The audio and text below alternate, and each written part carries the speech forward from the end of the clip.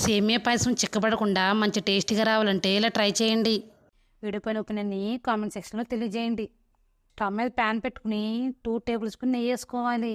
నెయ్యి వేడిన తర్వాత జీడిపప్పు, కిస్మిస్ వేసుకోవాలి. 2-3 నిమిషాల పాటు ఫ్రై చేసుకోవాలి. ఫ్రై అయిన తర్వాత ఒక గిన్నె వేసుకుని పక్కన పెట్టుకోవాలి. ఇదే బాండిలోకి కప్పు సేమియా వేసుకోవాలి. లైట్ గోల్డెన్ బ్రౌన్ కలర్ వచ్చేంత వరకు ఫ్రై చేసుకోవాలి. లైట్ గోల్డెన్ బ్రౌన్ కలర్ వచ్చిన తర్వాత ఒక గిన్నె వేసుకుని పక్కన పెట్టుకోవాలి. స్టవ్ మీద గిన్నె పెట్టుకుని 1/2 లీటర్ పాలు పోసుకోవాలి. 1 గ్లాసు వాటర్ పోసుకోవాలి. పాలను వేడి చేసుకోవాలి. పాలని ఒక పొంగు వచ్చిన తర్వాత మనం ఫ్రై చేసి పెట్టుకున్న సేమియా వేసుకోవాలి. తర్వాత 10 నిమిషాలు నానబెట్టుకున్న సగ్గుబియ్యం వేసుకోవాలి. సగ్గుబియ్యం మాత్రం మీకు ఇష్టం లేకపోతే స్కిప్ చేసేవచ్చు. స్టవ్ని మీడియం ఫ్లేమ్లో పెట్టుకుని మధ్య మధ్యలో కలుపుతూ సేమియాని ఉడికించుకోవాలి.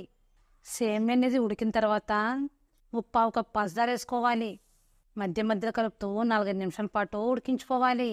మీరు కనుక స్వీట్ ఎక్కువ తినేటట్లయితే మరో 2 టేబుల్ స్పూన్ షుగర్ అనేది యాడ్ చేసుకోవచ్చు. 5 నిమిషాల తర్వాత కొద్దిగా ఇలాచీ పౌడరు, అలాగే మనం ఫ్రై చేసి పెట్టుకున్న జీడిపప్పు కిస్మిస్ వేసుకోవాలి. ఒకసారి బాగా కలుపుకొని స్టవ్ ఆఫ్ చేసి ప్లేట్లో సర్వ్ చేసుకుంటామే. అంతేనండి, ఎంతో టేస్టీగా ఈజీగా సేమియా పాయసం రెడీ. మీకు ఎవరికైనా నచ్చితే కనుక ఒకసారి ట్రై చేయండి. అలాగే వీడియో పైన ఒపీనియన్ని కామెంట్ సెక్షన్లో తెలియజేయండి.